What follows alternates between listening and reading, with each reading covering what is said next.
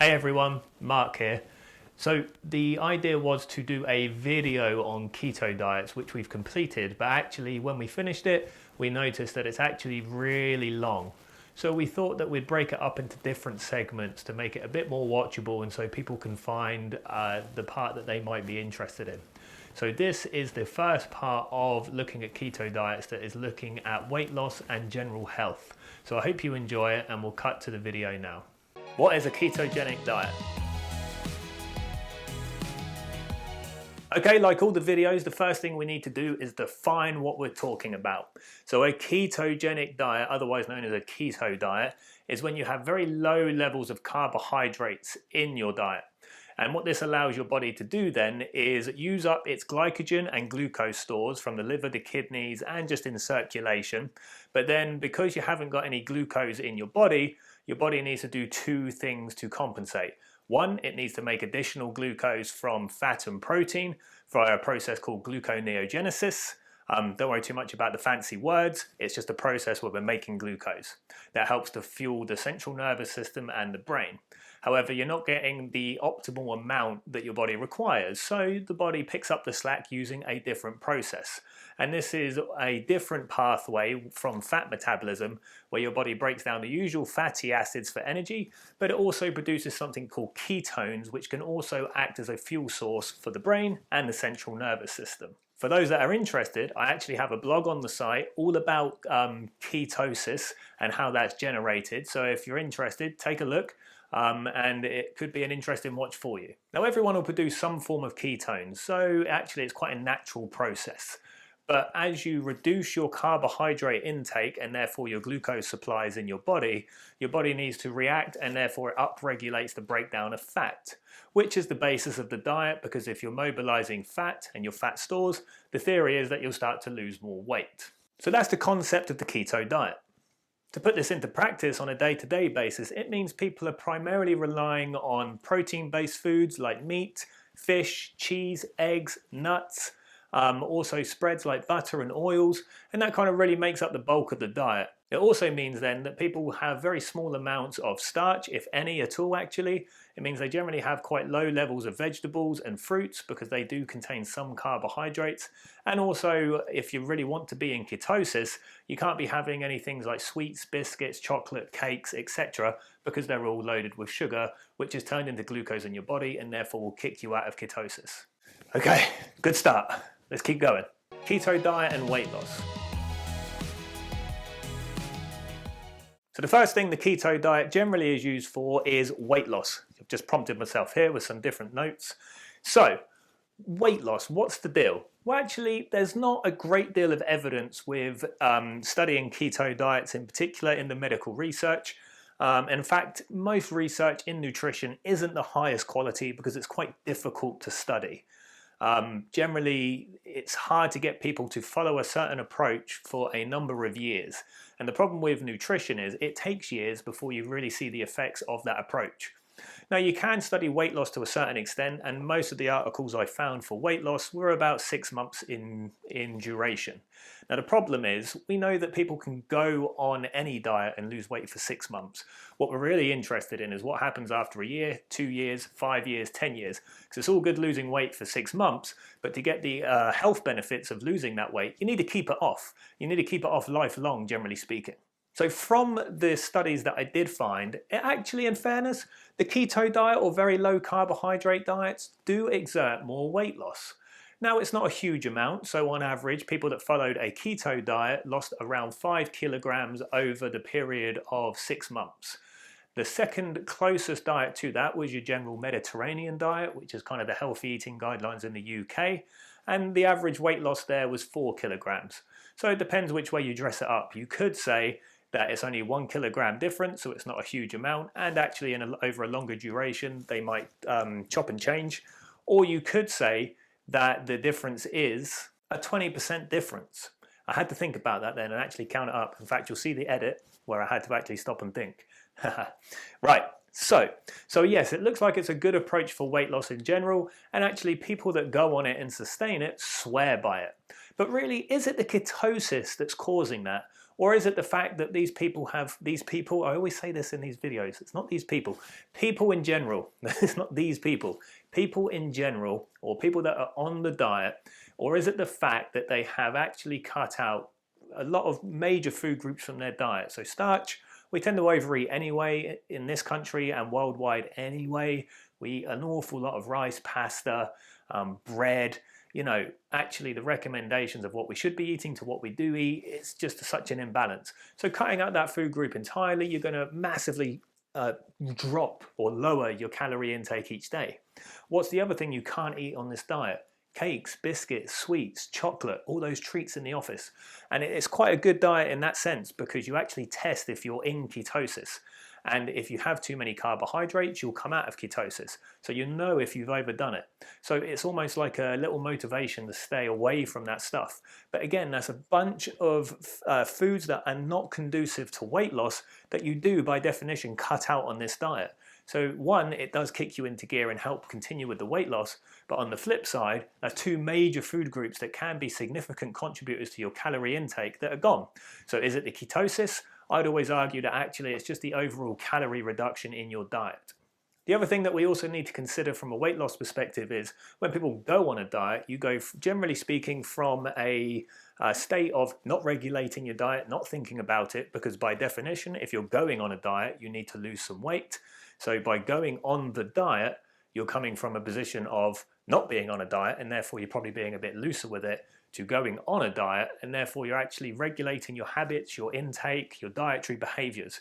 So even just doing that in any shape or form, you're probably going to lose a bit of weight. The other problem with diets is we tend to only hear about the success stories. And there are quite a few of them if you look on the internet.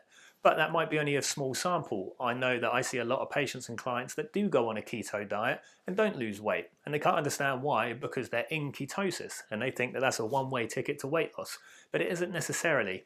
You still need to be in a negative energy balance in order to kickstart some weight loss. So you need to be eating less calories than your body needs.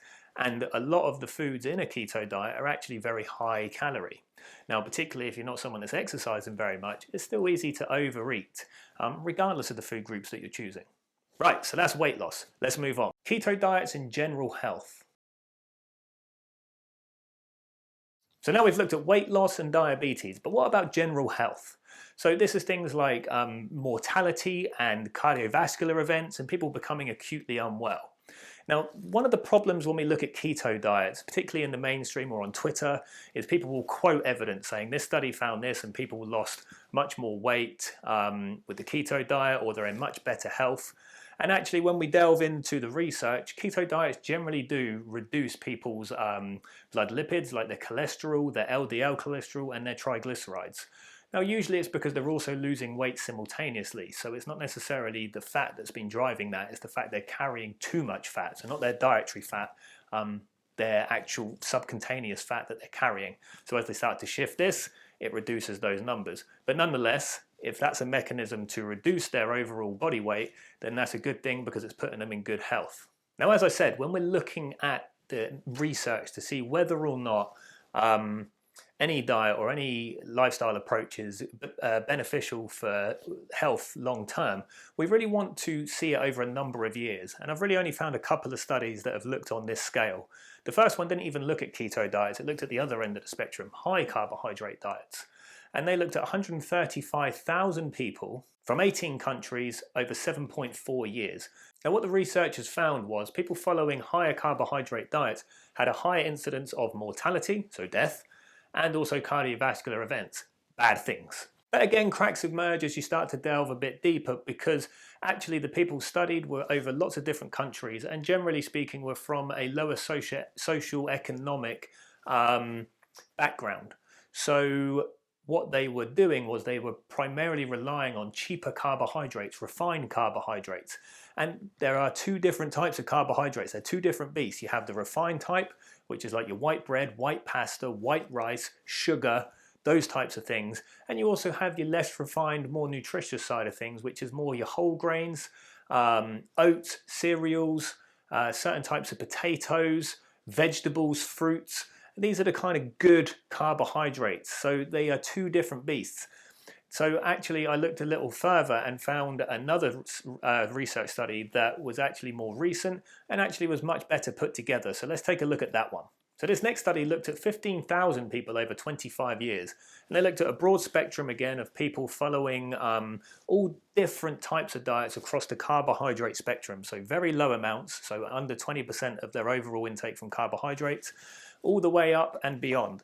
To over 80%. So we've actually drawn this out here, what they found. So mortality here is on the left. I'll pull it up on the screen as well so you can see it. And as you can see, mortality was highest in people that followed very low carbohydrate containing diets. So this is the keto zone. They kind of hit a sweet spot around the 50%. And then as you get higher and higher, it can go either way. So it can reduce the risk or it can increase the risk. Now this is a classic example of people following highly processed carbohydrate diets that are cheap and people that are actually eating a lot more vegetables and fruits and more nutritious carbohydrate containing foods. So we can see the differences. Now this is only one study, I get that. But we can see when we actually look longer term from one of the better studies put together, there might just be a sweet spot with this stuff. And we're not just talking about starchy food here. We're talking about all carbohydrate containing foods. So vegetables and fruits are included in this. Sorry, camera ran out of film time. Okay, we're back. Where was I? Yes, so talking about research. So here's the other thing then that I hear an awful lot, particularly on Twitter and in the media. They'll use research to prove their point. So they'll say keto diets are great, and they might very well be. I'm not saying they are and I'm not saying they're not. I'm just highlighting the pros and the cons. But you know, they'll choose a study that's maybe 4 months long and it had 5 people in it, maybe a bit more, 15 people in it. And they use that as good evidence to say this proved this. Now that's not proving anything. It's a very small sample that shows there may be some benefit. But in order to do that then we need, if you're going to use that study, then you need to use all the studies. And there are much more robust studies that have proven time and time again that fruits and vegetables and whole grains are good for health. They lower the incidence of diabetes, type 2 diabetes that is, cardiovascular disease, colon cancer, obesity, sleep apnea, and the list goes on and on and on. And it's usually when we're living somewhere around this 50% carbohydrate intake from all sources of carbohydrate. So when we're talking about that 5 a day from your fruits and your vegetables, the part they leave out of that message is minimum. So that's the minimum we should be aiming to achieve. The more the better.